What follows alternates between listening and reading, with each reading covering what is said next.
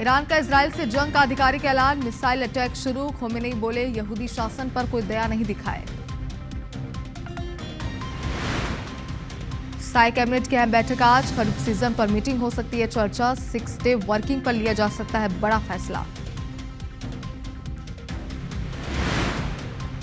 BJP विधायक दल की बैठक आज, कुशाभाऊ ठाकरे परिसर में दोपहर 12 बजे होगी मीटिंग में मंत्रिमंडल के विस्तार पर अटकलें तेज।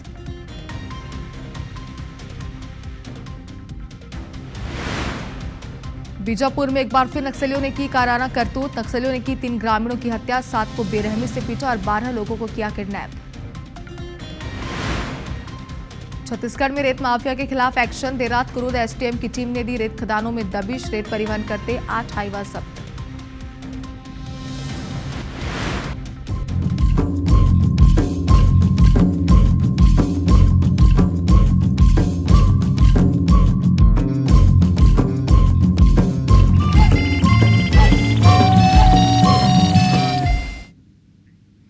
गुड मॉर्निंग छत्तीसगढ़, आप देख रहे हैं आईबीसी 24 और मैं हूं आपके साथ शुभांगी ठाकुर। इस बुलेटिन में हम आपको देंगे छत्तीसगढ़ की अब तक की सभी खबरों का पूरा अपडेट।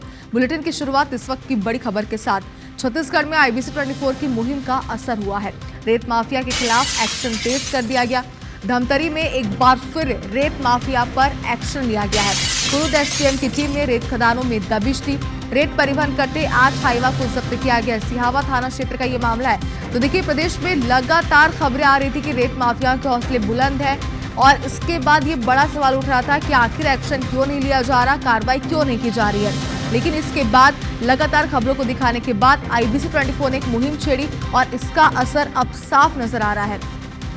आपको बता दें कि रेत माफिया के खिलाफ एक्शन तेज कर दिया गया। हमने आपको कई जिलों से ऐसी तस्वीरें दिखाई जहां पर रेत माफिया पर लगाम कसा जा रहा है, उन पर एक्शन लिया जा रहा है, कार्रवाई की जा रही है। एक बार फिर से ऐसी खबर धमतरी से, जहां आईबीसी 24 की मुहिम का बड़ा असर हुआ है। धमतरी में एक बार फिर से रेत माफिया पर एक्शन लिया जाए। एक बार फिर इसलिए हम कह रहे हैं क्योंकि इसके पहले हाल ही के दिनों में धमतरी में रेत माफियाओं पर कार्रवाई की गई थी और एक बार फिर से ऐसा एक मामला सामने आ रहा है। कुरूद एसटीएम की टीम ने रेत खदानों में दबिश दी और रेत परिवहन करते 8 हाईवा को जब्त किया है। सिहावा थाना क्षेत्र का ये मामला बताया जा रहा है। तो 2 तस्वीरें आपकी टीवी स्क्रीन पर है।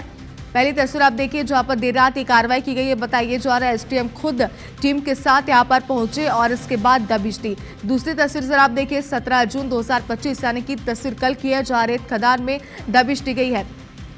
तो देखिए, एक के बाद एक जिस तरीके से एक्शन लिया जा रहा है, इतना कहा जा सकता है कि आईबीसी 24 ने जो मुहिम छेड़ी थी इसका असर अब प्रदेश में नजर आ रहा है। जो रेत माफिया जो धड़ल्ले से रेत खनन कर रहे थे, अवैध उत्खनन कर रहे थे, ये अब कहीं ना कहीं डर में जी रहे हैं क्योंकि लगातार इन पर एक्शन लिया जा रहा है, लगाम कसा जा रहा है। तो देखिए, जितने हौसले इनके बुलंद है, जाहिर सी बात है कि अब इनमें डर का माहौल है। इस बार की अगर बात करें तो धमतरी में एक बार फिर से रेत माफिया पर एक्शन लेते हुए कुरूद एसटीएम की टीम ने देर रात दबिश दी और इसके बाद 8 हाईवा को जब्त किया है। बताया जा रहा है कि 8 हाईवा रेत परिवहन करने में लगे हुए थे, जिसके बाद अब इन पर जब्ती की कार्रवाई की गई है।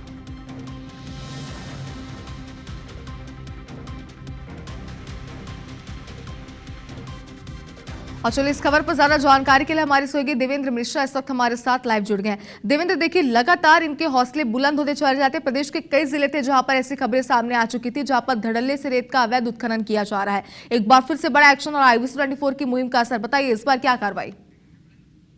जी, निश्चित तौर पे आईबीसी 24 की जो मुहिम है उस पर फिर से मुहर लगी है और धमतरी में ये आज दूसरी रात है जब कार्रवाई किया गया है। बता दूं, धमतरी जिला में जिस तरह से रेत खनन और खनन माफियाओं का जो खौफ है वो लगातार बढ़ते ही जा रहा था और लगातार खनन को अंजाम देकर के कारोबार को बढ़ावा दे रहा था। इसी पर कार्रवाई करते हुए धमतरी के जिला कलेक्टर है अविनाश मिश्रा ने कल दूसरी बार टीम गठित की थी। कुरूद जो एसडीएम है नव कौशल, उनके साथ तहसीलदार और वहां कुरूद के थाना प्रभारी हैं राजेश जगत, उनके साथ इन लोगों ने संयुक्त टीम बना करके मगलडोह क्षेत्र और नारी परखंदा और चारभाटा रेत खदान में दबिश दी और देर रात्रि दबिश देकर के जो रेत खदान में जो परिवहन करते हुए 8 जो हाईवा है उनको जब्त किया है। जब्त करके खनिज विभाग को सौंपा है और ये कार्रवाई की है। तो ये रेत खदान में जिस तरह से लगातार दूसरे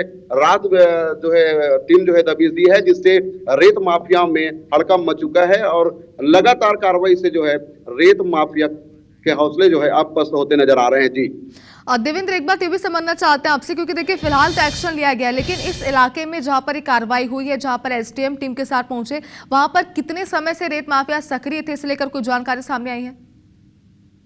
बता दूं ये धमतरी जिला है। धमतरी जिला जहां से महानदी की उद्गम होता है, उद्गम से लेकर के आपको बता दें कि राजीव संगम तक ये जो रेत खनन का जो खेल है खेला जाता है। बता दूं लगातार धमतरी जिला में जो रेत माफिया हैं संलिप्त होकर के रात में खनन का अंजाम देते हैं और यहाँ जो है करीब 100 से 200 हाईवा, 300 हाईवा, 500 हाईवा तक प्रतिदिन जो है खनन होकर के छत्तीसगढ़ के साथ साथ दूसरे राज्यों में भी यहाँ की जरूरत जो है उसको खपाया जाता है। तो ये जो खनन जो है धमतरी जिला में महानदी का जो तीर करके यहाँ के जो खनन माफिया है वो लगातार सक्रिय होकर के खनन के जो कारोबार उनको कर रहे थे। तो ये लगातार शिकायत प्रशासन को इनको मिल रही थी और इसी पर प्रशासन जो है सजग होकर के अब इनके हौसले को पस्त करने के लिए लगातार टीम बनाकर कार्रवाई कर रही है। इसी का नतीजा है कि आज दूसरी रात जो है कुरुद में ये कार्रवाई हुई है और कुरुद में कार्रवाई होते के साथ साथ यहाँ के जो माफिया हैं उनकी निश्चित तौर पे उनके हौसले जो है पस्त होते नजर आ रहे हैं। जी बिल्कुल देवेंद्र, जैसे कि आपने जानकारी दी, तो लंबे समय से यहाँ पर ये खेल चल रहा था, लेकिन जाहिर सी बात है कि हमें कह सकते हैं कि IBC 24 ने एक मुहिम छेड़ी और इसका असर अब साफ नजर आ रहा है, क्योंकि लंबे समय से अगर यहाँ पर अवैध उत्खनन चल रहा था तो एक बड़ी कार्रवाई से कह सकते हैं। बहुत शुक्रिया पूरी जानकारी के लिए। तो देखिए धमतरी में एक बार फिर से एक बड़ा एक्शन लिया गया है। IBC 24 ने एक मुहिम छेड़ी, जिसके बाद अब ये असर साफ तौर पर देखा जा रहा है।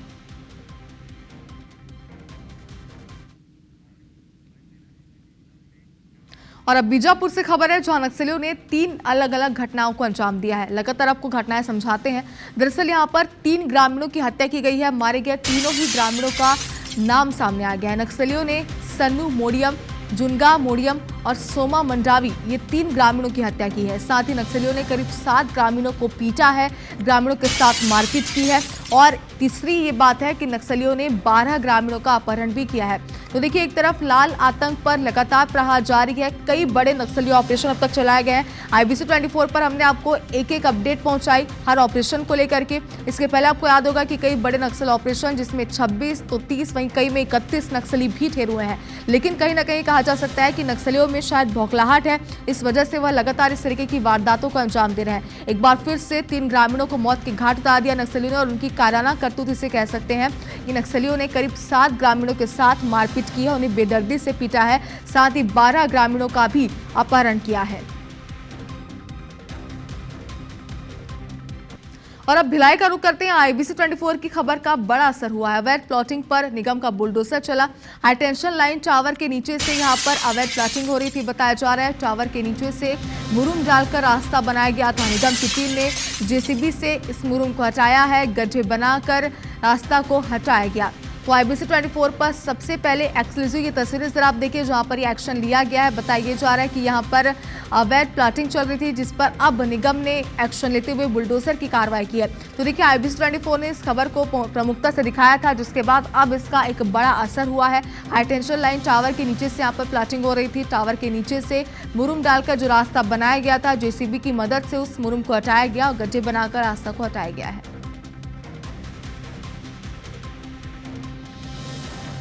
और कोमल धनेसर हमारी सहयोगी हमारे साथ फोन लाइन पर जुड़ गई। कोमल, बताएं क्या एक्शन? जी देखिए, यहाँ पर भिलाई में लगातार अवैध प्लॉटिंग पर नगर निगम का बुलडोजर चल रहा है और एक मामला गोकुल नगर में सामने आया था, जहाँ पर हाईटेंशन लाइन के टावर के नीचे से रास्ता निकाला गया। बकायदा अवैध प्लॉटिंग करने वालों को सस्ते दर पर प्लॉट दिखाकर वहां पर रास्ता दिखाया गया कि रास्ता बनाया गया है और ठीक टावर के नीचे से ही रास्ता गुजर रहा था। और IBC 24 ने इस खबर को जो प्राथमिकता से दिखाया था, उसके बाद नगर निगम आयुक्त राजीव पांडे ने इस पर कार्रवाई की है और निगम की पूरी टीम वहां पहुंची और तरीके से जो रास्ता बनाया गया था मुरुम डाल करके वो मुरुम को पूरा खोदा गया, मुरुम को जब्त किया गया और जो रास्ता है उसे ध्वस्त किया गया, वहाँ गड्ढे कर दिए गए ताकि वो रास्ता न रहे। और इस तरीके से जो प्लॉटिंग का जो काम वहाँ पर लगातार चल रहा है, उस पर भी अब नगर निगम जो कड़ाई बरत रही है। इसके पहले भी ऐसे कई मामले आ चुके थे जिस पर करीब 200 अवैध प्लॉटिंग करने वाले जो 200 अवैध प्लॉटिंग थी, वहां पर भी निगम ने कार्रवाई की थी। बिल्कुल कोमल, देखिए IBC 24 ने इस खबर को प्रमुखता से दिखाया था, जिसके बाद एक बड़ा एक्शन इसे कह सकते हैं खबर का असर यहाँ पर हुआ। बने रहिए हमारे साथ। और अब अगली खबर भी भिलाई से ही है, जहां पाटन ब्लॉक के तर्री घाट में डायरिया फैला है। पाटन सामुदायिक स्वास्थ्य केंद्र में 12 से ज्यादा मरीज फिलहाल भर्ती हैं। कई मरीज घर पर भी इलाज करा रहे हैं। स्वास्थ्य विभाग में इस वजह से हड़कंप मचा हुआ है। तत्काल टीम पहुंची बताया जा रहा है और घर घर जाकर पानी का सैंपल लिया जा रहा है। हमारे सहयोगी कोमल हमारे साथ जुड़ी हुई है। कोमल, देखिए लगातार लोगों को अलर्ट किया जा रहा है, स्वास्थ्य विभाग भी अलर्ट मोड पर है, लेकिन क्या वजह है कि लगातार यहाँ पर डायरिया के मरीज बढ़ते जा रहे हैं? जी बिल्कुल, अब बारिश का मौसम आने के पहले ही लगातार स्वास्थ्य विभाग भी जागरूकता अभियान चलाता है कि पीने के पानी को उबाल कर पीना है और तमाम तरह की सावधानियां भी बरतनी है। लेकिन अभी मानसून की शुरुआत भी नहीं हुई है और डायरिया के मामले सामने आने लगे हैं। तर्री घाट पाटन ब्लॉक का गाँव है, जहाँ पर पिछले 2 दिनों से 12 से ज्यादा मरीज सामूहिक स्वास्थ्य केंद्र पाटन में दाखिल किए गए हैं। इसके अलावा जब टीम को ये पता चला कि गाँव में डायरिया फैला हुआ है, इसके बाद वहाँ पर स्वास्थ्य विभाग की टीम पहुंची थी। वहाँ पर सर्वे किया जा रहा है घर घर पहुंचकर, और करीब 70 से ज्यादा घरों में कल वहां पर दवाइयां भी बांटी गई। कई ऐसे मरीज थे जिनकी हालत वहां पर ठीक थी, लेकिन उन्हें दवाई की जरूरत थी, उन्हें दवाई भी दी गई है। इसके अलावा जो नलकूप है वहां पर तमाम तरह के जो नल के वहां से पानी का सैंपल लिया जा रहा है। इसके अलावा घरों से भी सैंपल लिया गया है ताकि घर में जो व्यक्ति पानी उपयोग कर रहे हैं वो कैसा पानी है, साफ है या उसमें बैक्टीरिया है। तो जो पानी की रिपोर्ट है वो आज संभवतः आ जाएगी। इसके बाद ही पता चलेगा कि आखिर फॉल्ट कहाँ पे है और डायरिया अगर फैला है तो उसकी प्रमुख वजह क्या है। बिल्कुल कोमल, देखिए जैसे कि आपने बताया तो स्वास्थ्य विभाग तो अलर्ट है ही, लगातार कई नई पहल की जा रही है ताकि मरीजों के आंकड़े को रोका जा सके, लेकिन कहीं ना कहीं लोगों को भी सावधानी बरतने की जरूरत है। बहुत शुक्रिया पूरी जानकारी के लिए। और राजधानी रायपुर के लालपुर स्थित सरकारी शराब भट्टी में मिलावटी और बिना होलोग्राम वाली शराब मिलने के मामले में रोज एक से बढ़कर एक नए खुलासे हो रहे हैं। एक और जहां अब तक 17.5 लाख रुपए की मिलावटी और बिना होलोग्राम की शराब जब्त की गई, तो वहीं दूसरी ओर ठेका कंपनी BIS के अफसर और कर्मचारी जांच के दायरे में आ गए। 2 FIR भी दर्ज कर ली गई है। क्या है पूरा मामला और अब तक के एक्शंस, इस रिपोर्ट में देखिए। राजधानी रायपुर के लालपुर स्थित सरकारी शराब भट्टी में मिलावटी और बिना होलोग्राम वाली शराब मिलने के मामले में जैसे जैसे जांच आगे बढ़ रही है, नए खुलासे सामने आ रहे हैं। आबकारी विभाग के अधिकारियों के मुताबिक अब तक करीब 17.5 लाख रुपए की मिलावटी शराब जब्त की गई है। इसको लेकर आबकारी अधिनियम की धाराओं में FIR दर्ज की गई है। ठेका कंपनी BIS के 7 कर्मचारियों के खिलाफ 2 FIR दर्ज हुई है। बता दें कि आबकारी विभाग में अनुबंधित ठेका company Bombay integrated security India limited यानी BIS का सरकारी शराब भट्टी में पदस्थ सुपरवाइजर शेखर बंजारे उर्फ चैनदास बंजारे फरार है। इसके अलावा 3 सेल्समैन भी फरार हैं। सरकारी दुकान से मिला मिलावटी और बिना होलोग्राम की जब्त शराब का जखीरा इतना ज्यादा है कि इस घोटाले में BIS का सुपरवाइजर ही नहीं, ठेका कंपनी के फील्ड ऑफिसर समेत कई अधिकारियों की भूमिका भी जांच के दायरे में है। कई अफसर कर्मचारियों से पूछताछ की गई है और अभी कई लोगों से पूछताछ बाकी है।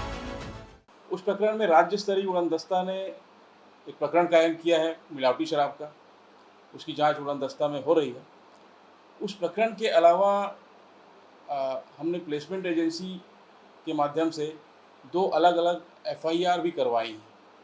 हमें ये ज्ञात हुआ है कि इसमें इस पूरे प्रकरण में अन्य आरोपी शामिल हो सकते हैं। आबकारी विभाग की जांच में शराब दुकान के ऑडिट में शराब बिक्री के 12,10,480 रुपए भी गायब होने का खुलासा हुआ है। कुल 29 लाख रुपए की गड़बड़ी की गई है, जिसकी जांच विभाग अलग से कर रहा है। प्लेसमेंट एजेंसी के खिलाफ जो भी इसमें शामिल है, इसीलिए देखिए पुलिस इसमें जांच कर रही है और निष्पक्ष जांच होगी। जो भी इसमें इन्वॉल्व है, भले ही वो FIR कराने वाली प्लेसमेंट कंपनी का ही कर्मी क्यों ना हो, वो कार्रवाई के जद में आएगा। वो FIR में उल्लेख है कुल 29 लाख रुपए के लगभग है। अधिकारियों को कहना है कि फरार सुपरवाइजर की तलाश आबकारी विभाग की टीमों समेत पुलिस भी सरगर्मी से कर रही है और उसकी गिरफ्तारी के बाद कई और बड़े खुलासे हो सकते हैं। विभाग के अधिकारियों के मुताबिक ठेका company Bombay integrated security India limited की भूमिका की जांच की जा रही है। अगर ठेका कंपनी की इस मामले में कोई भी संलिप्तता पाई जाती है तो उसके खिलाफ भी कड़ी कार्रवाई की जाएगी। तहसीन जैदी, IBC 24, रायपुर। तो देखिए, इस मामले पर जांच अभी भी जारी है, लेकिन देखने वाली बात ये होगी कि जांच के बाद अब क्या बड़े खुलासे होते हैं। एक और बड़ी और सियासी खबर राजधानी रायपुर से आपको दिखाते हैं। आज साय कैबिनेट की अहम बैठक होने जा रही है। 10 बजे सिविल लाइन स्थित मुख्यमंत्री निवास में ये बैठक होगी। मुख्यमंत्री विष्णुदेव साय बैठक की अध्यक्षता करेंगे। खरीफ सीजन पर कैबिनेट मंथन कर सकती है। 6 डे वर्किंग पर भी बड़ा फैसला लिया जा सकता है। साय कैबिनेट में कई अहम फैसले लिए जा सकते हैं। सभी की निगाहें इस पर टिकी हुई है, क्योंकि जाहिर सी बात है, जनता से जुड़े यानी कि हम सब से जुड़े कई महत्वपूर्ण फैसले इसमें होंगे। आपको बता दें कि 10 बजे ये बैठक होगी और इसके बाद IBC 24 अपडेट आप तक पहुंचाता रहेगा।